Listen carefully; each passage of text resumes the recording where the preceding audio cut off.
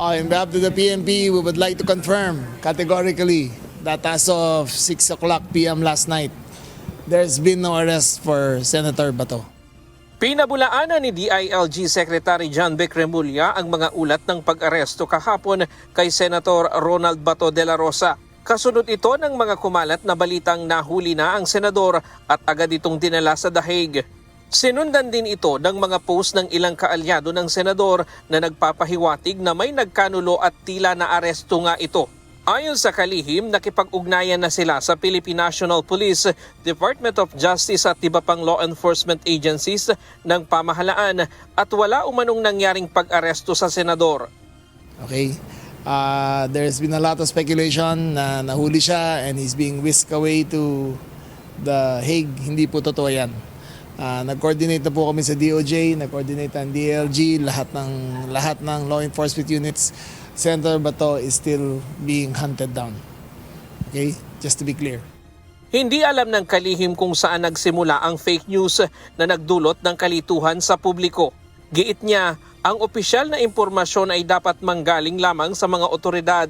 Nilinaw rin ni Secretary Remulla na wala silang itinatago sa publiko tungkol sa umano'y pag-aresto sa senador. Aniya, kung sakaling maaresto man ito, hindi nila ito agad dadalhin sa airport o ililipad palabas ng bansa.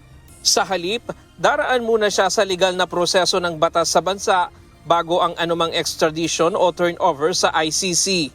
No, hindi kami ganun. Wala kaming secret operations na hindi malalaman ng mga tao. We were always transparent with what we do. He will be booked. He will be made to appear in court. Then dadalhin na siya for extradition, for confirmation. Kinumpirma rin ng National Bureau of Investigation na hindi nila hawak ang senador at hindi nila ito naaresto. Tuloy-tuloy nila ang kanilang isinasagawang surveillance at batay sa kanilang monitoring, nasa bansa pa ang senador. Wala sa amin, wala sa NBI, no? So, hindi totoo. On our part, I can say na wala. Kasi otherwise, it will be reported to my office. So, wala. Ayon kay Secretary Remulla, nasa Mindanao area lamang ang senador, subalit tumanggi na itong magbigay ng iba pang detalye upang hindi maapektuhan ang kanilang operasyon.